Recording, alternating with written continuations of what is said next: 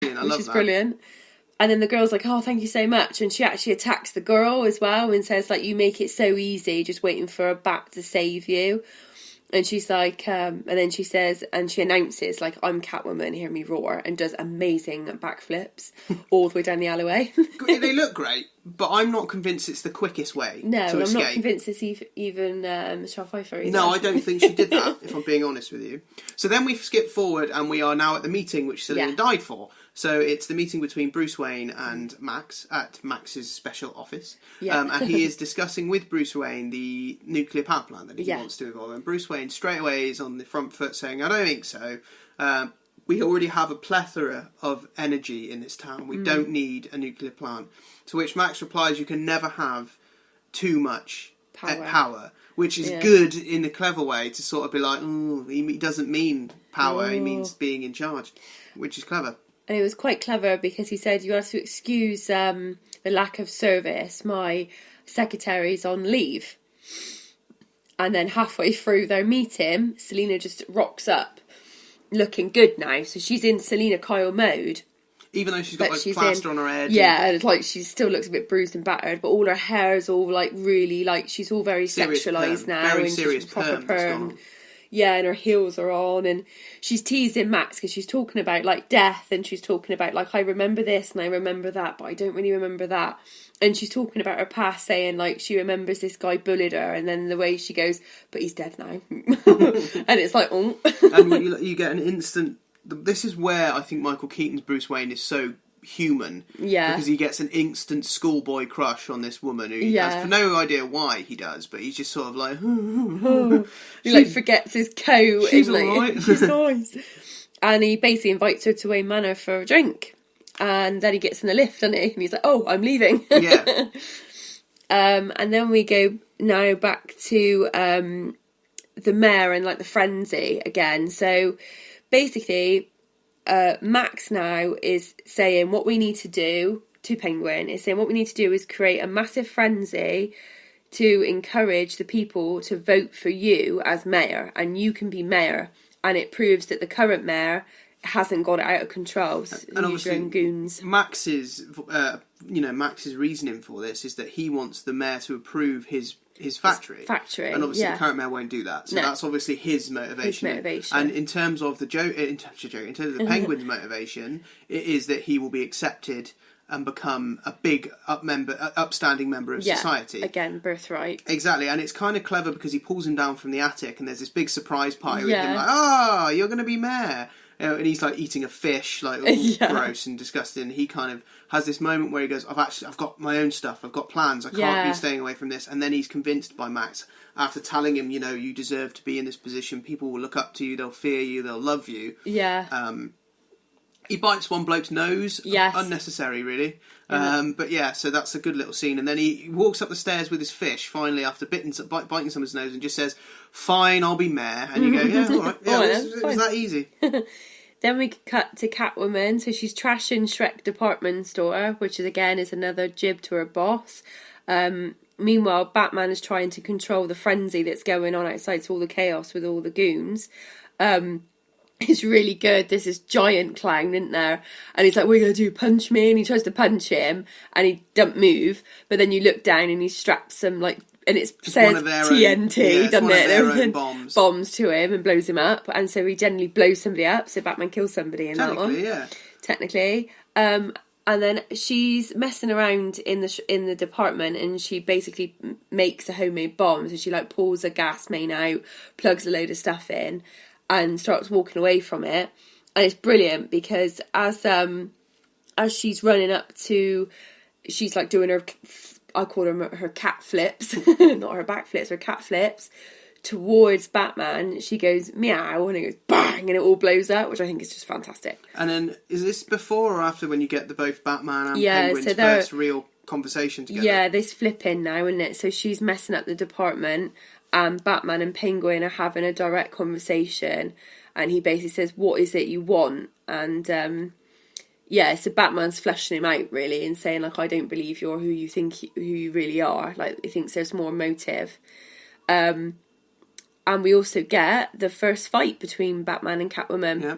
And kicks her over the balcony because she stabs him with her nails. It's very suggestive, all of this fight. The whole time this fighting is very undertoned sexual tension. Yeah. Because she's kind of touching his body and sort of looking for... What she's doing is looking for a weak spot. Yeah.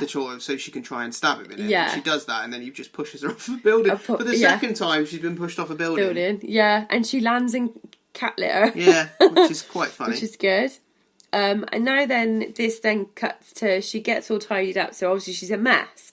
And she's now in Penguin's lair on the bed, licking herself, so technically giving herself a bath. And Penguin thinks his luck's in, but it ain't. And basically they both discuss about destroying Batman because he's getting in their way. So obviously Catwoman's whole revenge is to get revenge on Max. Like, that's what she wants, but he's getting in the way of that.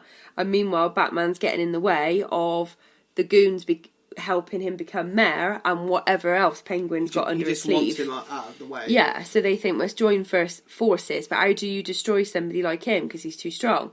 Well, what do? You make him something he hates the most, which is one of them. You make them one of them and you frame him. Destroy his reputation. Yeah. So yeah. All right. Yep. So Selina, it's now cut in as well now to...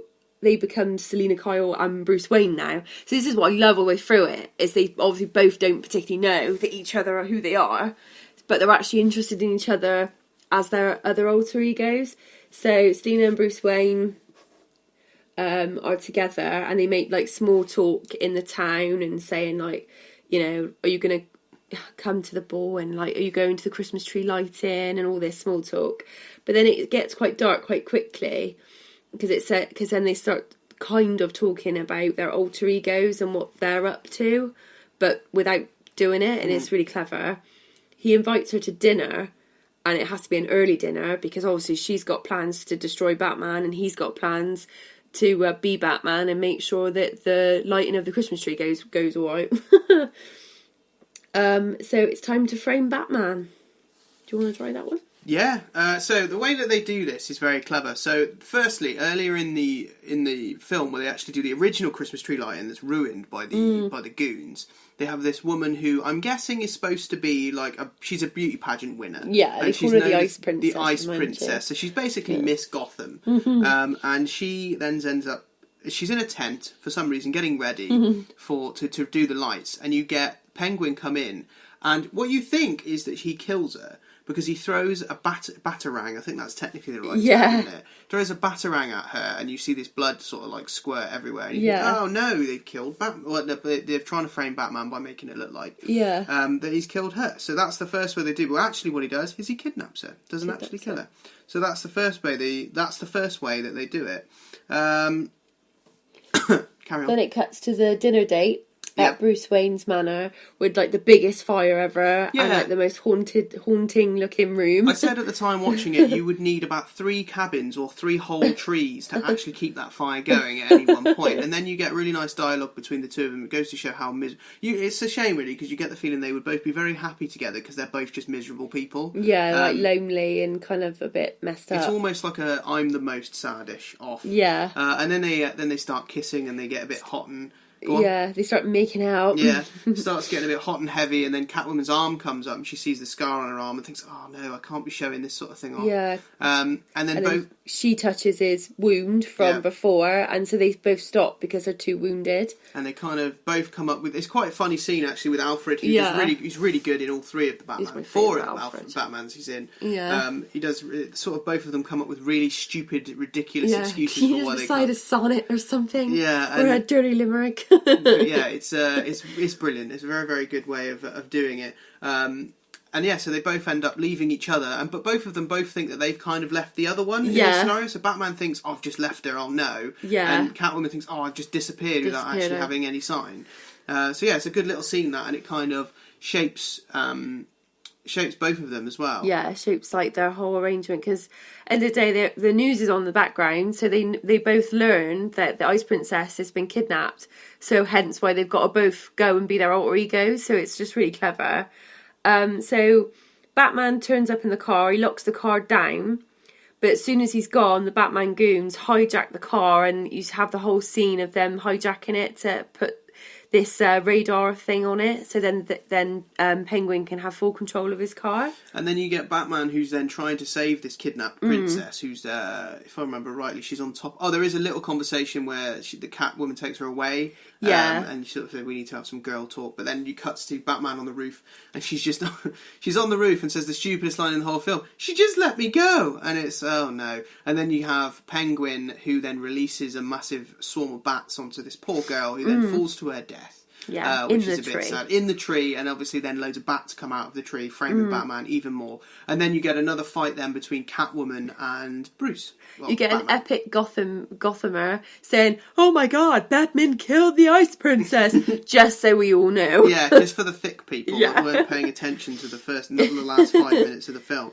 And then I believe this is when they have like quite a decent fight, the second fight of the film for them, and it ends up with Catwoman on top of Batman, and then they end up kissing, and it's one of those awkward kind of, obviously it's the sexual tension again, and there is between the two of them as people that kind of just carries over into this bit, and you get probably the most important plot twist of the film, twist, but the most important part of the plot, where they're above mistletoe and they end up kissing, and I can't remember which way around it is. I think Bruce Wayne says mistletoe is deadly if you eat it. Yeah. And Catwoman says a kiss can be even more deadly if you mean it. And that's important because that comes back later in about 10 minutes' time. And then she tries to stab him again, but he like kicks her off. He goes off the roof and uses his cape as like he glides through the air. It's so clever, it's amazing. Gets in his car, but his car's been fiddled with. So he gets in his car and he's trying to outrun all the police. Go on, you like this bit. I like this because you get Danny DeVito, who's playing the Penguin in this. We haven't even mentioned, obviously, but everyone knows who he is. In this, what's only going to be described as one of those things that's outside a supermarket when you're a kid that you put a quid in and it bounces up and down. So he's got a little Batmobile and he's like turning it all around and he's just running people over and he's just going absolute mental. But he's having the most fun you can ever have. He's like making those funny noises. So he's then driving the Batmobile and it makes it look like, he's trying to commit crimes and this and that. So what he then does, Bruce tries to find out why it is that he's actually been stopped, and his very advanced computer for 1992 tells him that there's something on the bottom of the car. So he then gets under the bottom of the car and takes it off, and then you get a really annoyed Penguin who is then like shaking the thing, and it's just not working at all. So that's the end of that scene. And I really like that because it's kind of like the first time that somebody actually messes with his equipment and sort of gets into his own sort of mindset. Oh, it's so good. So all that's going on, everything's free, and now we're cut into Max and the Penguin with Gotham announcing plans of him being voted mayor. So it's like a real big... it's a rally. It's a Donald Trump rally without Donald Trump. Yeah, it's a penguin. It's a big rally. Obviously, when Batman's car was hijacked, he was saying some horrible things about, like, I played Gotham like a harp from hell and all this stuff he said. So he obviously everything that goes on in the Batmobile is recorded because it obviously is. Yeah, why wouldn't it be? So cleverly, they hijack the microphones. Batman and Alfred hijack all the microphones in the recording system and play the recording of Penguin. So Penguin is like talking.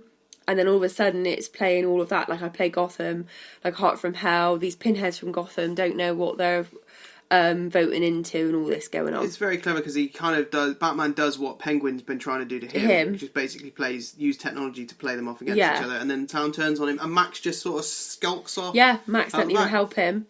So Penguin has to retreat. And he goes back to the sewer, and then what he then does is says, right, I'm fed up with all this rubbish, let's just crack on with the plan I had in the first place. So his main plan was kidnapping all the firstborn sons of Gotham City. So like he was a firstborn son to get rid of them all.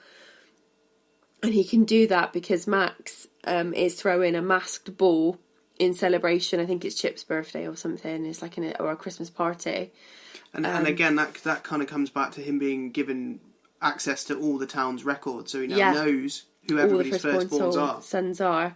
So we're at the mass ball. Cleverly, Batman and Catwoman, i.e. Bruce Wayne and Selina Kyle, don't wear a mask. They're the only people at the whole party that don't wear masks. They're all dressed up. It's like a masquerade ball, beautiful, by the way. And there's a nice bit with Alfred comes up to him and he's repairing the Batmobile. And Alfred says, will we be going to this, sir? And he says, no, I don't think so. Alfred tears it up and goes, oh, hang on a minute. does he think Selena will be there? Yeah, we'll go to that. And you get a brilliant face.